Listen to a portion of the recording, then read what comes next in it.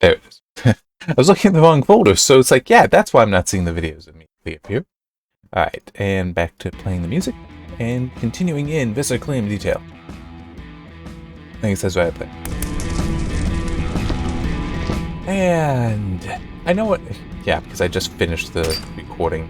I know what I was talking about before, but it was some tech stuff. But you know what, let's move on to a different, well, still tech, but a different topic. Don't need to talk about DLCs.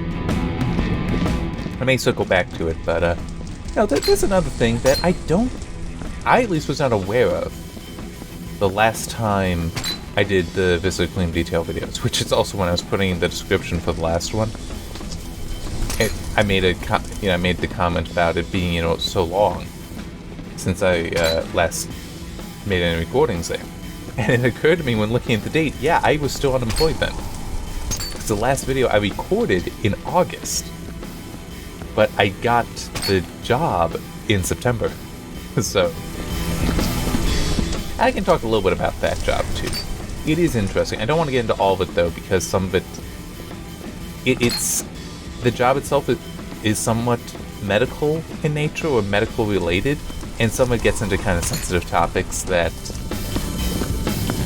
I mean, I don't think anyone who watches these videos would be immature enough to handle it, but it's also yeah, that isn't really a topic to talk about. No, I got another one. I got another topic. So, and it kind of relates to my having the job. I made a very conscious decision about the job, about how I do the job, and that is, I'm doing it all on my laptop. I do not do any of it on my desktop. And I decided to do that because I want to be able to isolate the stuff. I want to be able to walk away from work, even though it's all work from home. Partly that's because of the pandemic stuff. Partly it's because I just don't need to be in there. The company itself was kind of set up to be able to do remote work. As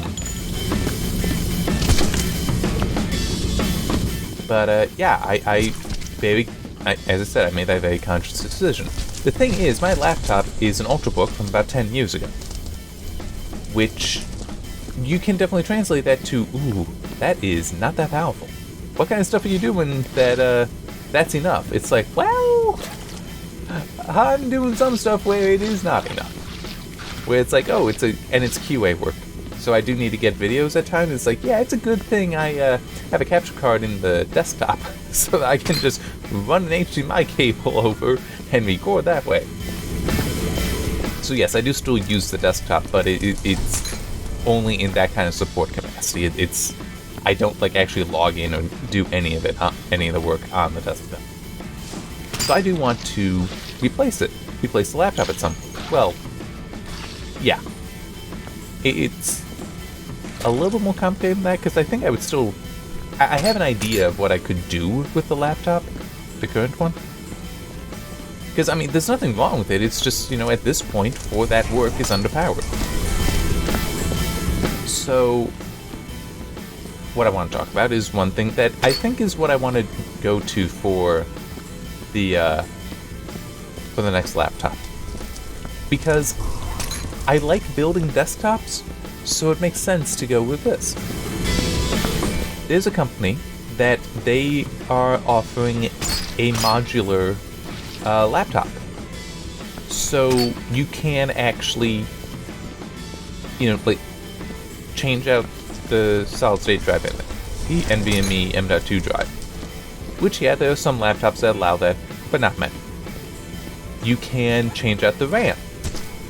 Yes, there are some laptops that offer that, but not many.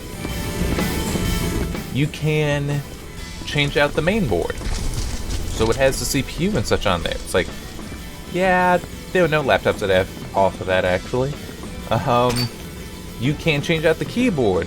Yeah, nothing offers that. You can change out the touchpad. No, nothing offers that. Change out the battery. Some do. Change out the display. Nope. You're nuts if you're allowing that. Well, no, that's what they all offer, and I like that, because, that way, So, like, the main thing that, I mean, legitimately, if I could just upgrade the RAM of my laptop, that would cover it for my work, mostly. Some of the video recording stuff would still be a problem, but there are definite times when it's like, yeah, it's just choking because of the RAM.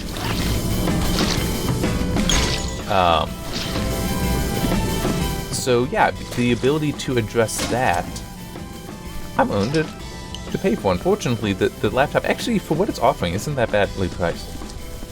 They could be charging more, is what I mean by that statement. But it's called the Framework, if you want to look it up. The one thing, well, there's two things.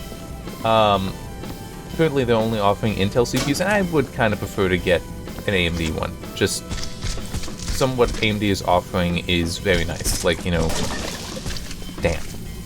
Having an 8-core mobile CPU is kind of awesome.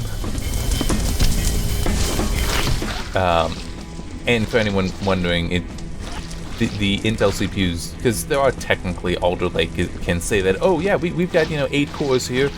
Yeah, it's 2 performance cores and 6 of the efficiency of the tiny efficiency cores.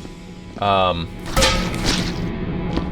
mean, let's, you know, they are taking advantage of that when they're talking about some of the cores. Let's just be fair.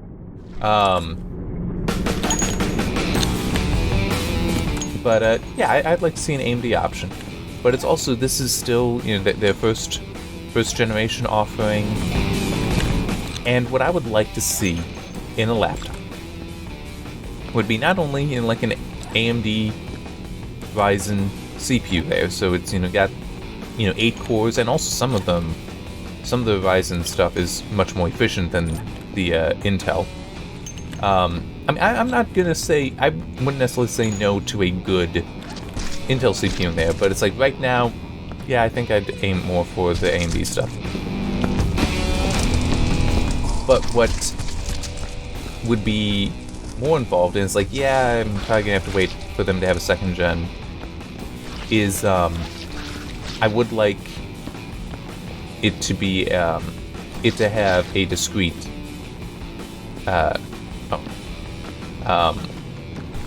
discrete GPU offering in there, because currently it's just the integrated one in the CPU. And don't get me wrong, some of those are, you know, quite competent. But I would, I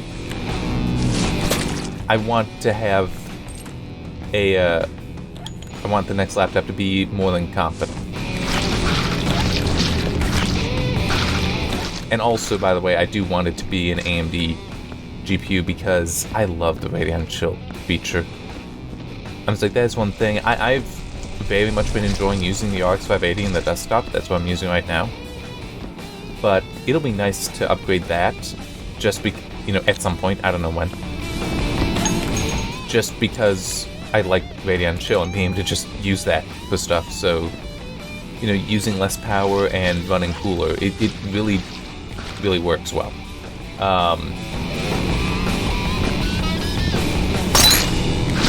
Okay, so that's bad.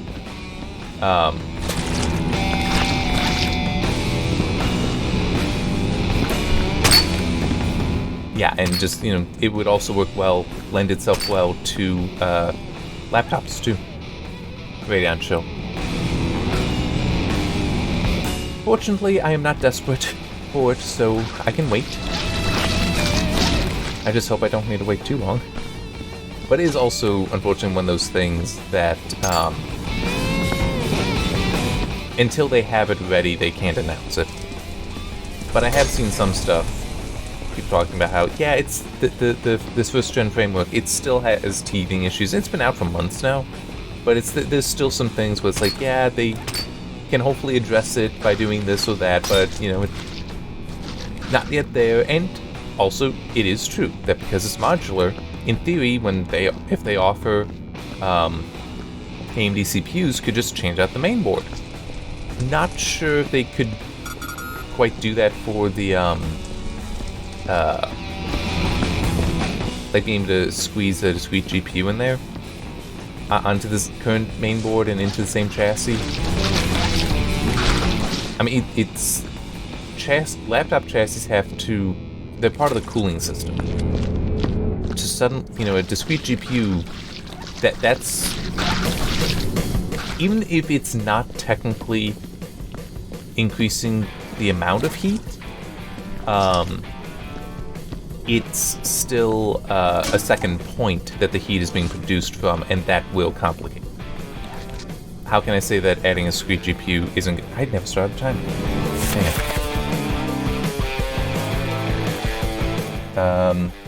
Oh, actually, I will do that. I'm about 10 minutes late, and I have a 10-minute time. Well, a 30-minute time instead of 40 minutes, so I just went with that.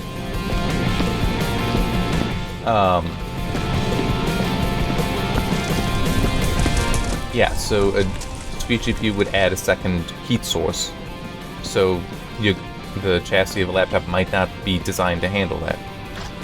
But how is it that it might not be more heat? How is that possible? Because you still have a thermal limit for the laptop. Let's say it's 65 watts. So yeah, it's possible then that the CPU would have been able to do 60, would have 65 watts. 65 watt TDP there. That's possible. And if you now, have the discrete GPU there, it might now only be like running at 30 watts while the discrete GPU takes the other 35. Because you don't need the GPU running in the CPU anymore. So it'll, maybe not in half, but it will cut its power usage just doing that, just from that. So, yeah, that I can see being possible. But it is still, if the chassis is only able to handle 65 watts of heat dissipation in one location, to suddenly make that 2, that might be a problem. Also, their current offering is only 13 inches, and what I have is 13 inches, and it's fine, but I'd kind of like to go to 15 inches, I think. Kind of like the idea of having a little bit of a larger screen, because it can be hard to read some things on that screen. It doesn't help that it's... There it is, okay. Yeah, had a feeling that I was going to bend this soon. It doesn't help that it's also a very high DPI screen at 1300 by 1800. And that really does complicate it. Okay, that's an odd last name. The names are randomly generated, but still, I don't know if I've seen that one. Not that I really pay attention. Anyway, yeah, I just would kind of like to go 15 inches on that.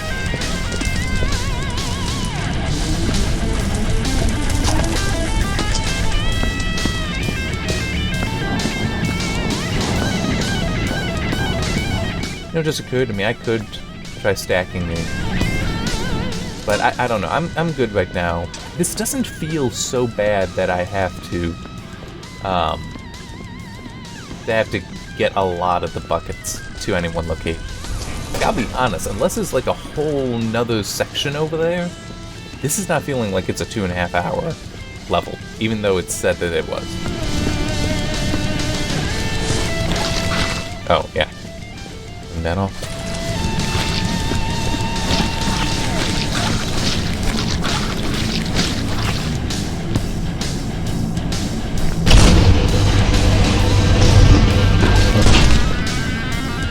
Okay.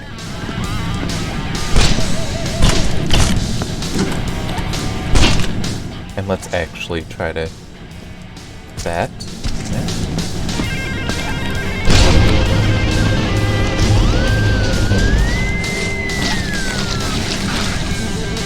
Okay.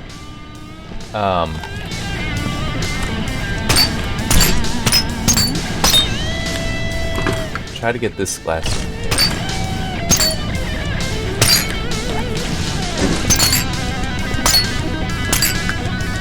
Now, I will also grant with the whole laptop stuff that I don't really want to wait.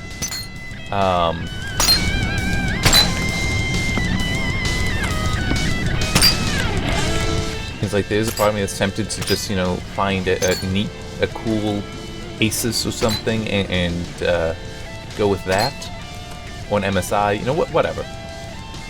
But it's like, no, I do think that I would ultimately be happier with the framework, because it's one of those things that, because I am comfortable with the idea of changing out the hardware myself, why not take advantage of that? Damn. So I just wanted to quickly stop, lean back, and make sure that the oximeter was still going. I put fresh batteries in, that should have taken care of it, but, you know, sometimes you can't be sure.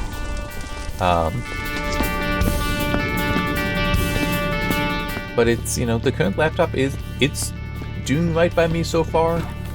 I don't really need to be concerned past that, so. And now that I have the job too, you know, it's I can afford to get what I need, which, man, is that different from how so much of what I have done for years was figuring out ways to do things with either not spending money or spending as little as possible, you know, to be most efficient with my funds. Which does also, you know, hopefully I never lose that, but it is also a very weird way to look at some things. So, in the previous part, I know I talked about R. R is free, it's open source, it's a great and powerful tool. It's also a somewhat complex tool. Okay, to really work with R, you do need to be comfortable with scripting and programming. At least that's in my opinion. But then I also use it in ways that automate some of the work. So I am scripting in R.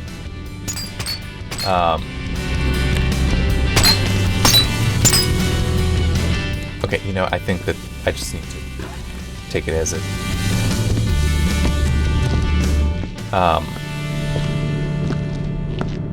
But the thing is, I've had to basically learn achieve a mastery of R.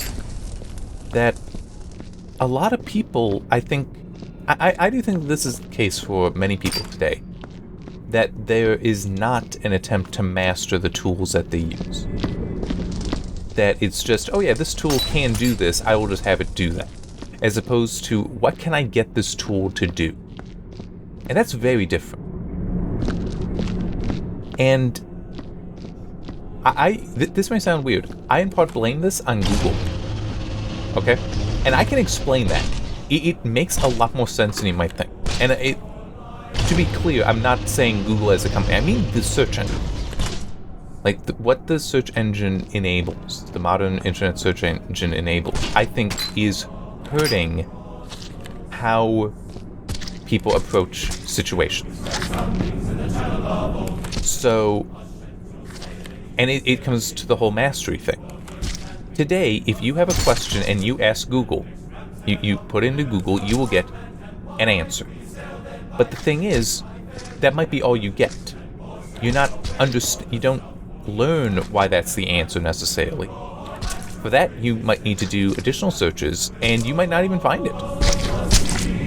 Like, there have been plenty of times I've tried to not only find the answer to a question, but why it's that, and I can't find it. It just, like, doesn't exist on the internet according to Google. And that's ridiculous. Of course it exists somewhere. But that doesn't mean it's allowing me to find it easily. I do think that we're in this very interesting, curious, and potentially very unfortunate time of where questions are being answered, but there's no understanding to the question or the answer. I can think of one way to put it that, unfortunately, I know a lot of people would just tune out at because it's calculus. But it's, I think, something enough people, what it relates to, I think enough people would understand that it'll make some sense. Okay, so bear with me. There are certain formulas for determining, like, the volume of a cylinder, volume of a sphere, volume of this, volume of that, okay? Some of those you can derive very simply, and the geometry involved is pretty easy. But in Calculus 2 specifically, you learn how to calculate volumes of arbitrary objects. Sort of. I mean, it's always, like, and we're rotating it up, this shape that's being rotated about the x-axis or about the y-axis, whatever. And what you're taught is how to apply the formulas that we know for, like, the volume of a cylinder, which is the radius of a circle. Well, the area of a circle, so that's based on the radius, and the length of the cylinder. What you're taught to do in Calculus 2 is how to, it's an integral, that's what it's called. But you use that and have it run along the length of the cylinder, so, and the function that you give it, the math formula you give it, is for the radius. Because some things, the radius changes over the length of the object, and that's what it's taken care of. So it's basically like if you chopped that cylinder up into the single circles, calculate their areas, and just add them all up. That's the way to think of it. And that's basically the way it's taught, too. I don't remember when it was, though.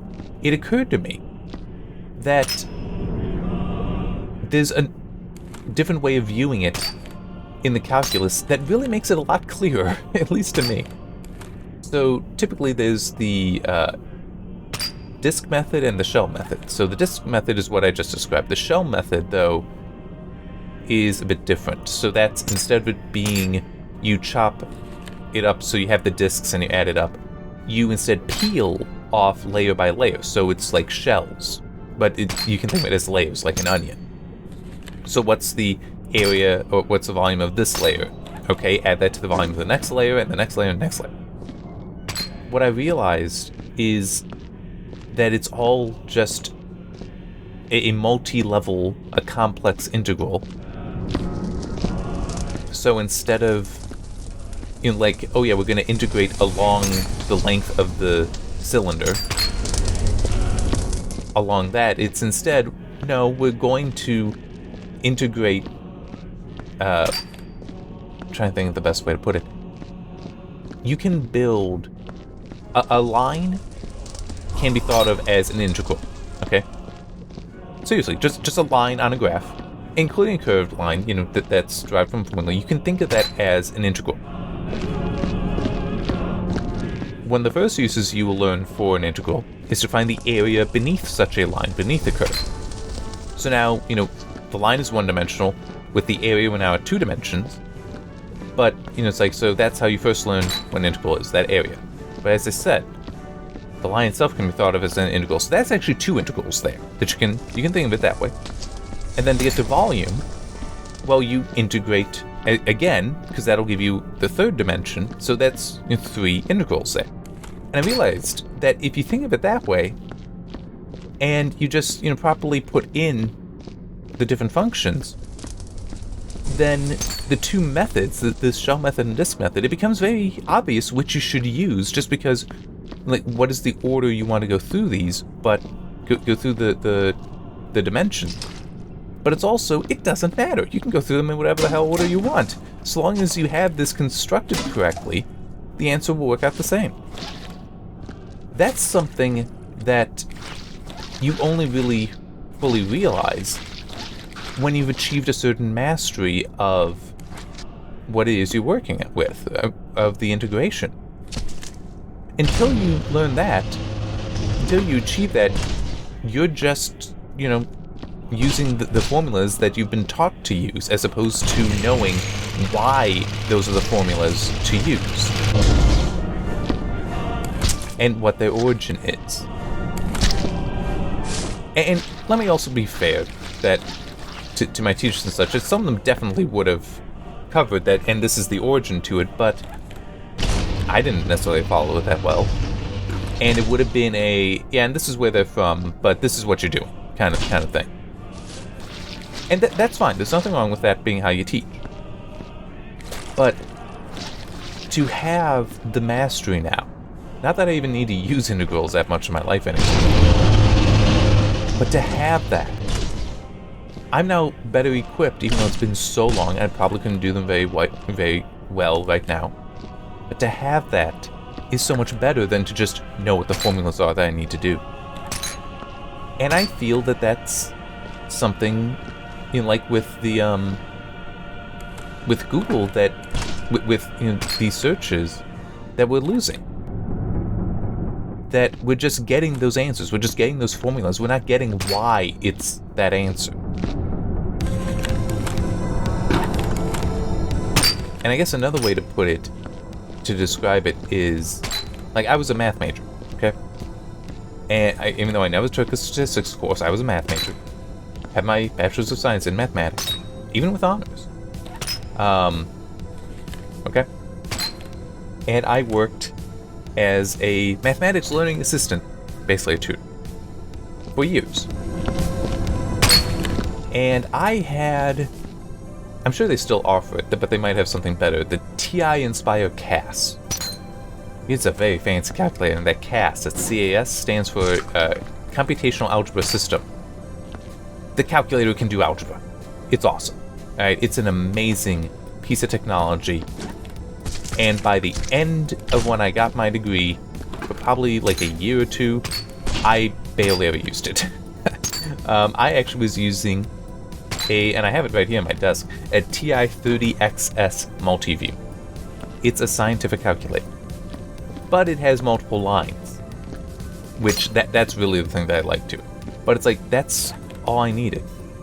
I was able to tutor people in so many different classes, including calculus, with just that. Because I had achieved, both because of my degree and because of my work, a level of mastery of the math that's all I needed. I just needed help with the arithmetic.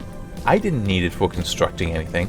I didn't need to be able to plug the formula into the Inspire and have it spit out what the new formula is for me. I didn't need that. And yeah, I mean, I think that definitely made me better at what I was doing, because it meant then that I could answer any question and actually explain why I'm doing it that way. I can't tell you why a calculator would choose to do things the way it does. I only know how I can. Now, I'm using math for what I'm talking about here because, as I said, I have math. I was a math major. My degree is in math, so that's what I'm comfortable with. But that can imply, I mean, that loss of mastery, or rather the value of being a master of your tools, that applies to so much. It is in no way limited to math or anything that's even science related. I mean, it's like one example I can think of that's not at all science related is my story writing. I taught myself LaTeX. It was actually for my resume initially that I decided to use LaTeX. That I taught myself LaTeX. But I've been using it for my stories for years. And it's like, this is not the simplest system to use, no. But with it, I have such great control over the appearance that it's a typesetting tool. So I can control so much of how the published book will look. Unfortunately, I've never been able to get it to work for generating EPUBs, but that's okay. But it's like I figured out how in LaTeX, and now true, some of that I did need to search to find other people's answers. But from that, and some of it I can't explain why, but some of it I can. How to do things like having, if it's an odd page, having the page number on the left side of the page instead of the right side. Because if it's on the right side, but it's an odd page, on the right side, have it, let me just back up and put it this way. Have it on the outside of the page. Because the page on the right, the outside is the right side. The page on the left, the outside is on the left side. And you want it on the outside because if it's on the inside, you're not going to see it. It's in the binding. Well, you can have LaTeX do that for you. I did not plan. It's like, And I figured out how to do that. I figured out how to change the margins based on that. So there's actually a larger distance between the edge of the physical page and the edge where text can appear on the inside than on the outside. That I actually did figure out on my own by just reading the documentation. But it's like, every book I have written, and this is something that I'm kind of proud of, because I'm self-published, I did all of that. I did the typesetting for it, I obviously did the writing, I did the editing, if there's any images in it, which would be the cover art, that is typically going to be crap because I'm not very good at that.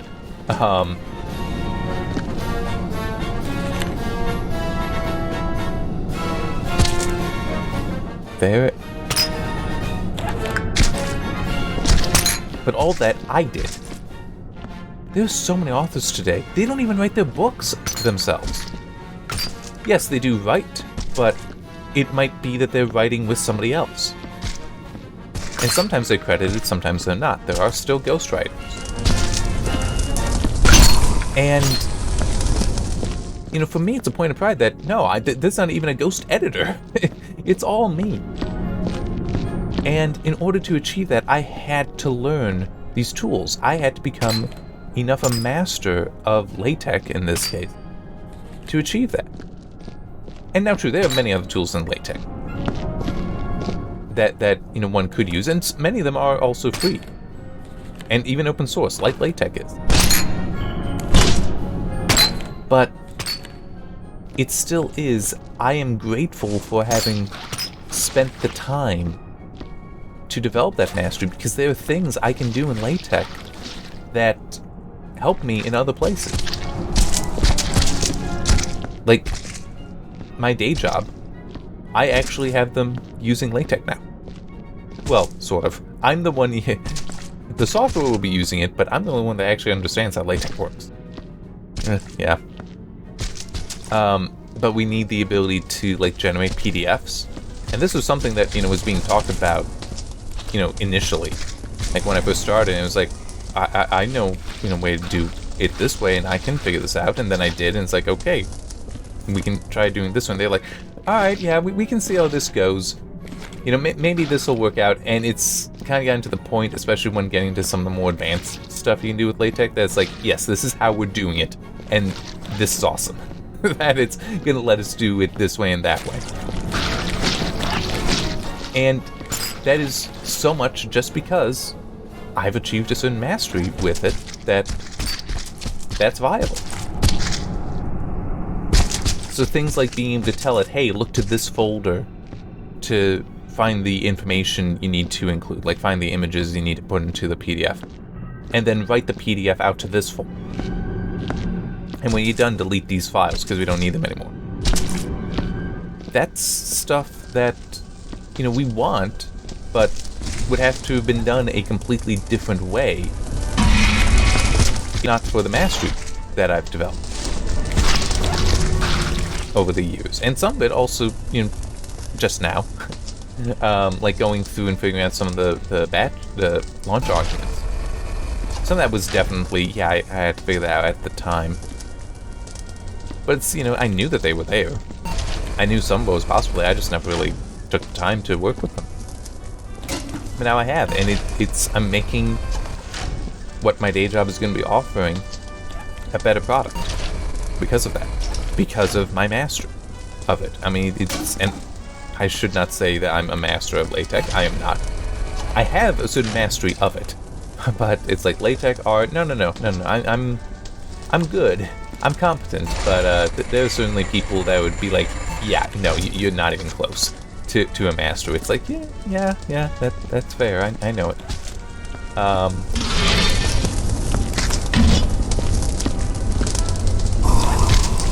But that's fine. I don't need to be a master of it, but I do need a certain level of mastery. And that's what I think that more people should strive for, having that mastery, having that understanding, so that it's, not just they're grabbing a hammer to hit a nail with, they're grabbing the correct hammer for that nail. Which I know, hammers and nails, you think it's kind of simple, and sometimes it is. But sometimes it can be more complicated, like if you need to use a power hammer to drive a nail into concrete. It's like, yeah, that's not your normal off-the-wall hammer.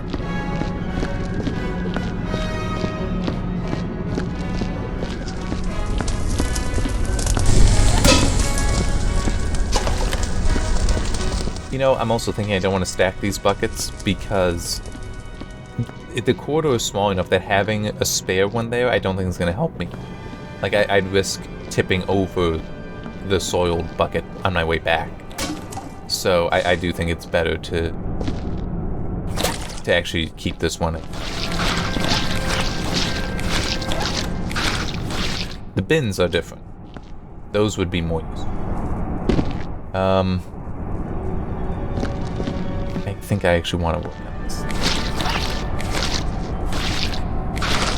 Okay, this is done. Damn. Yeah, so just, finishing off what I was saying, I blame Google because it's just, people are just interested in the answers.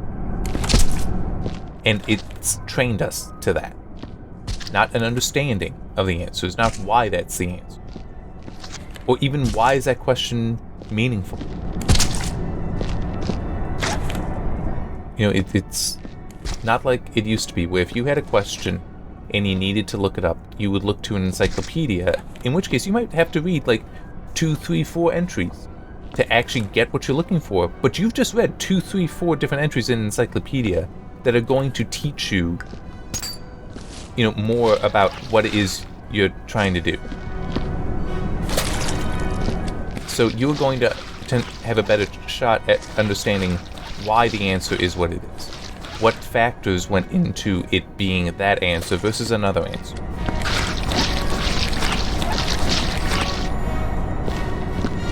And that's a good thing. That's where you want to be. That you have more information so that you can, give a better answer to other people as well then. And so that oh yeah, this is why it happened. It wasn't because of that, it was because of this. I mean, there's so many myths out there for why things are the way they are. So having that understanding, that protects you against those myths. And also when, you don't really know if it is a myth or not, you can be appropriately skeptical.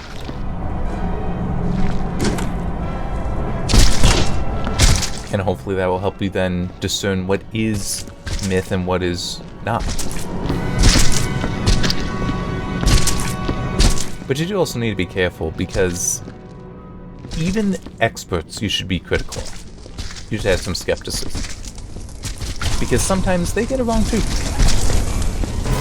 I'm sure you can think of examples of that, but I got one that is, to me, it stands out because I can't help but feel like a lot of people are missing the point, or that they're just forgetting some of it. And it's something from Mythbusters, which, man, there's some people today that don't know what that is. And just before their time. There was one myth that they did that their ultimate explanation for why it went the way it did is completely correct. In no way are they wrong there. But their presentation of the myth was wrong. And I can believe that a lot of people don't actually recognize it. So the myth was, and the moment I say it, so many people that know it are gonna, like, arms up in the air, we don't need to hear this over. Bear with me. The myth was a plane and a conveyor belt. Now, their ultimate conclusion, as I said, is completely correct, but they presented the things wrong. Okay?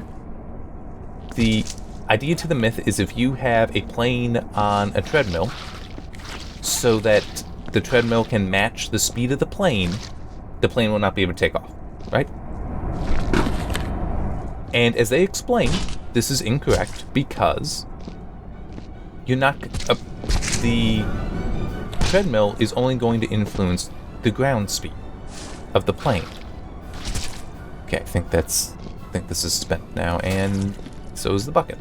But for a plane takeoff, you're concerned with airspeed. So as long as the airspeed is high enough, the treadmill could be going as fast as it wants to be, the plane will take off. That's completely correct.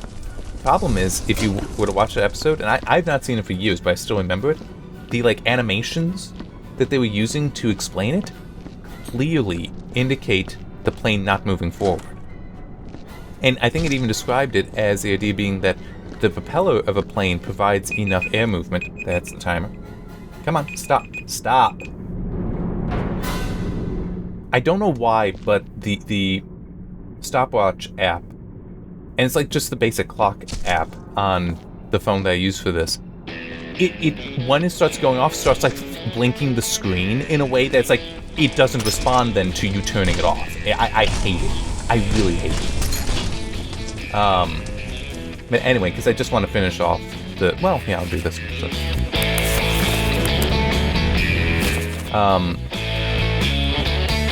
So as I was saying, that they were describing it as the air from the prop going over the wings being enough to lift it up. That's not what they tested, though. If you actually look at what they did, so they're presenting that, this is the method we're testing, but for what they did, that's in no way what it was, because they did not stop forward movement to isolate, so it was just the prop blowing the air over the airfoils, over the wings. So they didn't test that myth. That myth that they presented, they tested it differently, which is basically just to show the separation between ground speed and airspeed, which is a completely valid and good experiment to show, because there are definitely people that wouldn't get that. But they missed that other presentation. So without that mastery, without that understanding of what's going on here, you may not realize that, wait, that's not, those animations you were showing us, that's not what's happening here. What are you talking about? This has nothing to do with what you're showing us. It's still a neat myth. It's awesome that you actually put a plane on a conveyor belt of sorts and did this. That's still awesome and amazing.